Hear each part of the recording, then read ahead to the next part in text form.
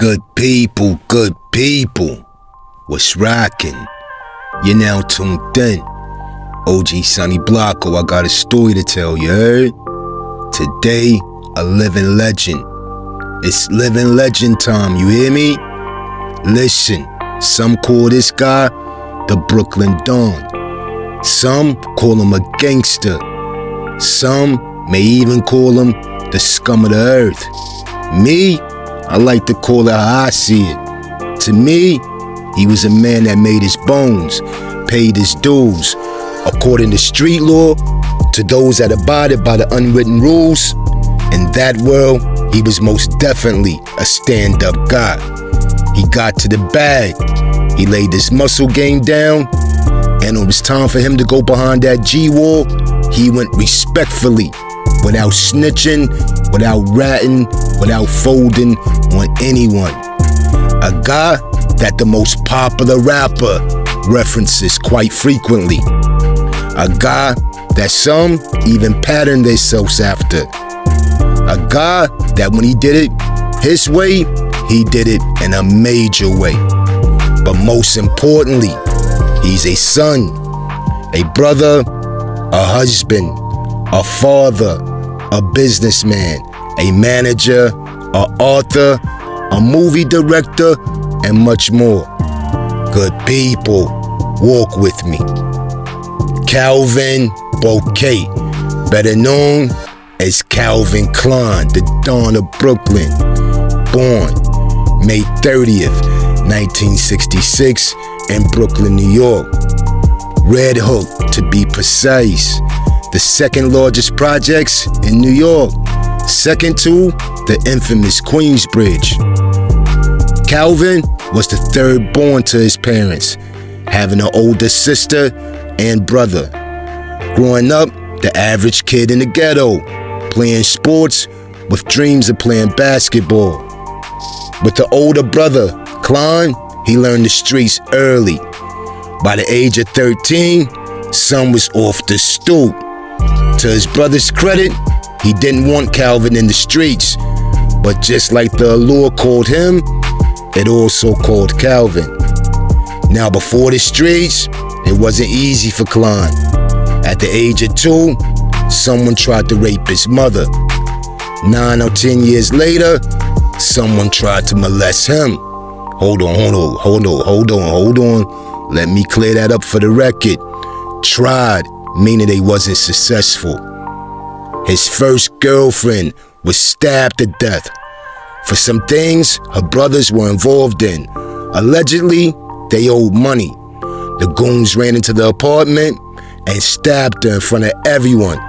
Hey, listen, that's the most senseless shit I ever heard. Word, R.I.P. to that innocent young lady. Now, good people, you tell me, what type of mind state you think a young teenage Klein got right now, right?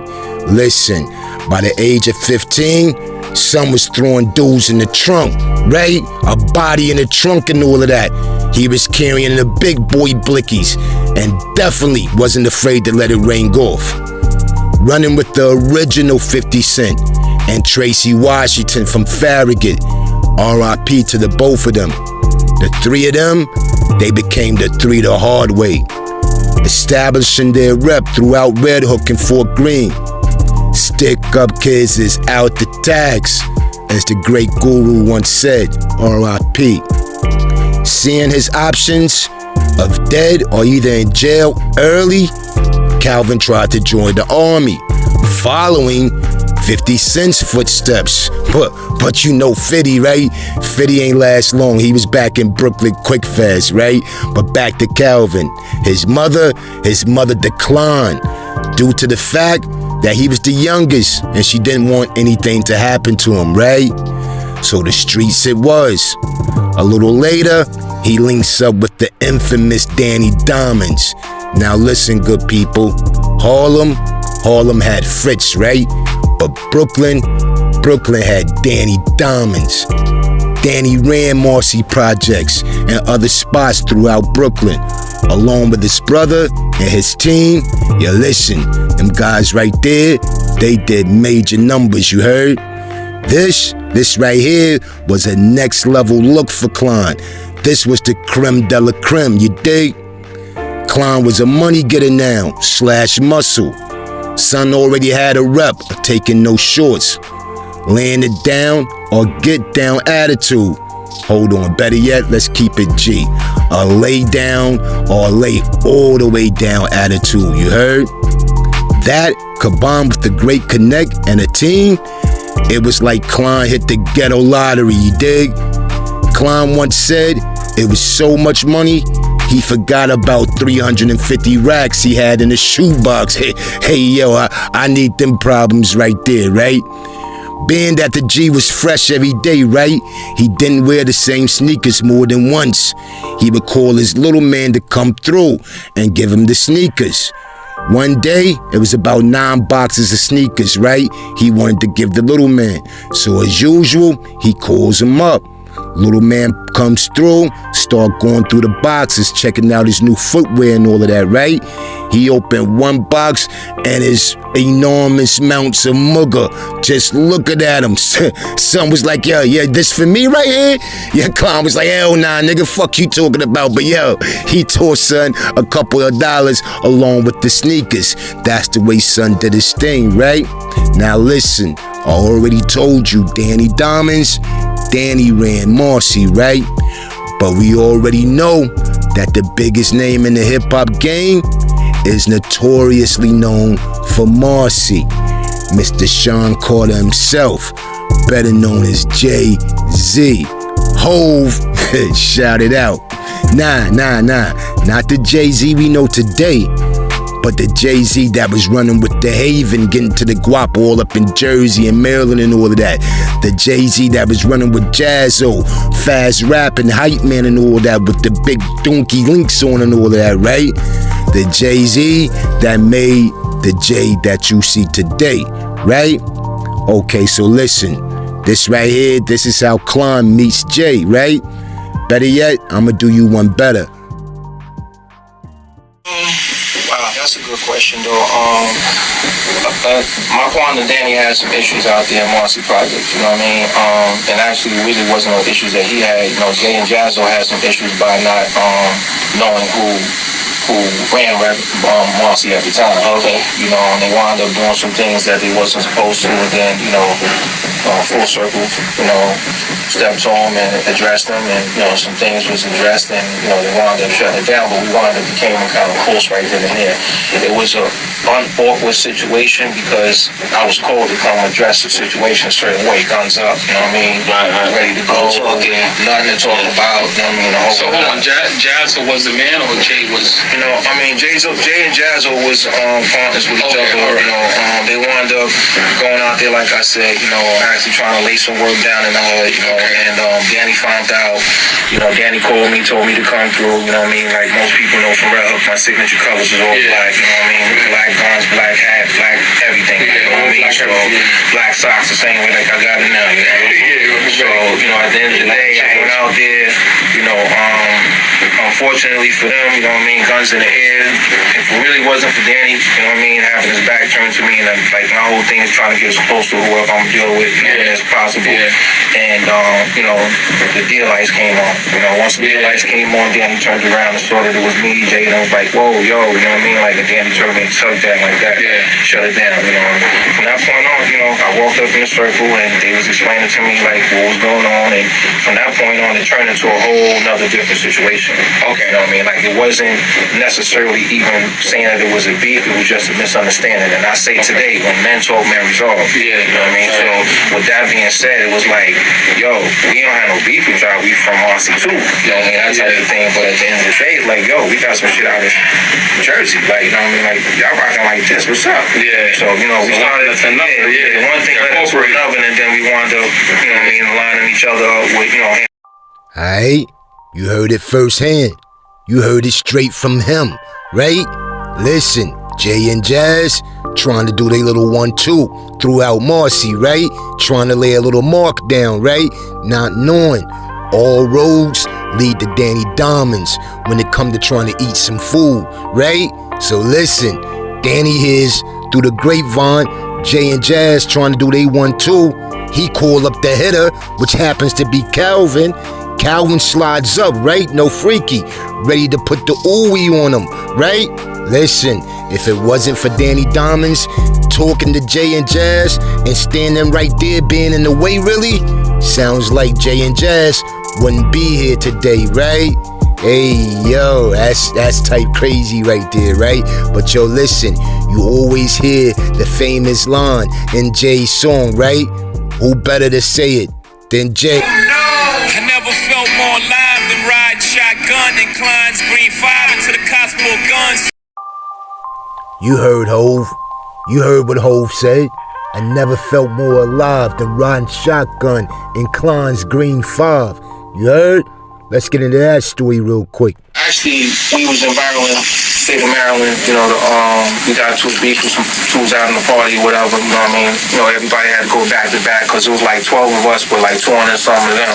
Okay. You know what I mean? We from New York. Yeah, we, you know, holding it down, doing what we got to do, you know what I mean? So we got up out of that though, but my thing was is I didn't want to stay in the next town over. So Jay was like, yo, listen, Klein, I don't recommend that we roll out to New York now, but if you decide that you really want to go to New York, I'm not going to let you go by yourself. I'm going to roll out with you. You know what I mean? So I was like, all right, cool, come on, let's go. So we wound up rolling out. You know, long story short, by the time we got to the next town, where the situation happened at, police just ran down on us, came up behind us, pulled up on the side of us, got in front of us, and then after that, they made us slow down. And then from there, they pulled us over and asked us, where we was coming from and so on and so forth. And then after that, they took us to the hospital where, we had to be identified, and the dude identified both of us. We got to the precinct. The dude was like, I was trying to talk to the dude. I was like, yo, you know what I mean? Like, why you doing this, my dude? Like, just keep this shit on the streets. You know what I mean? So he's like, nah, y'all gotta go to jail. So I was like, yo, how much it gonna cost for us to just drop this case right here? So he said, how much you got? I said, I'll give you 50,000. You know what I mean? Like, we could work it out. I'll give you 50,000. So then he's like, yo, you got money like that? I said, don't worry about what I got, man. I just don't want to go through the court process with me and my man. It's going to cost more to go to court. You know what I'm saying? Just for me to give you 50 grand. So he was caught up with the car, the BMW. So he said, who calls that? I said, yo, it's your car if you want it. You know what I mean? If the money, the 50,000 in the car gonna get you to drop the charges on me and my man, then you can have the car too. So he said, nah, one of y'all gotta go to jail. You know what I'm saying? So I had just previously got acquitted for murder. I had 2 counts of murder and 5 counts of possession of weapons. So I just got previously acquitted 45 days ago. So Jay was like, yo, listen, Klein, you know what I mean? Like, I'm gonna take the weight of the case. You know what I'm saying? I take that, you come back, bail me out. But I said, nah, come on, man. I said, you know how much time you facing, man? I said, yo, I know you on this rap shit, my nigga, but if you take the weight of this case, man, you're gonna miss your opportunity, man. Like, you're not gonna be able to come back off of this, man. You know what I mean? So then he's like, nah. I said, I got this. You come back and you come get me. So I told the dude, you know what I mean, like, yo, let my man go. And then when the police came back, pressed the charges on us. Hold on, good people, little commercial break, right? Before we get back to the content, let's give credit where credit is due. Those great clips you see, that's from my guys, right? That's my guys. Foul Talk Podcast, right? Go check them good fellas out. They over there sitting down with legends, right? Classic content over there, you heard? Foul Talk, shout it out. Back to the program.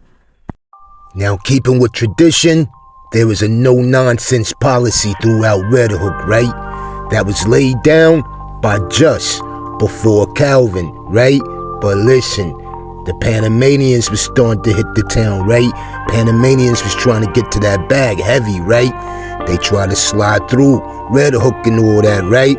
Once again, a no-nonsense policy, right?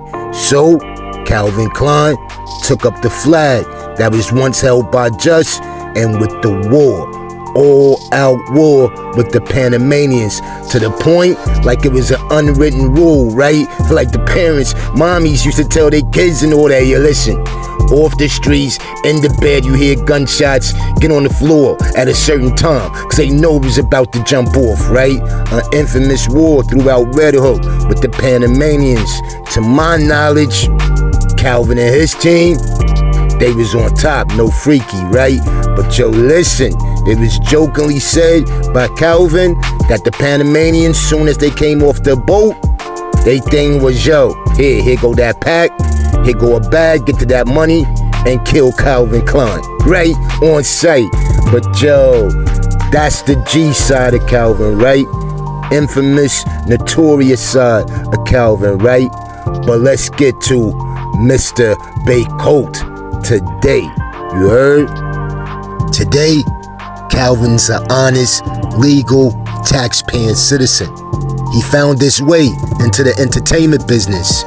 Now, when he first came home from doing his prison bid, everyone assumed that he was go get with Jay-Z and Rock Nation. But to everyone's surprise, he began to manage the famous Grammy-winning, platinum awarded singer Akon. From there, he became an author of a best-selling novel. Right now, they're in the process of making a full-fledged movie about his life.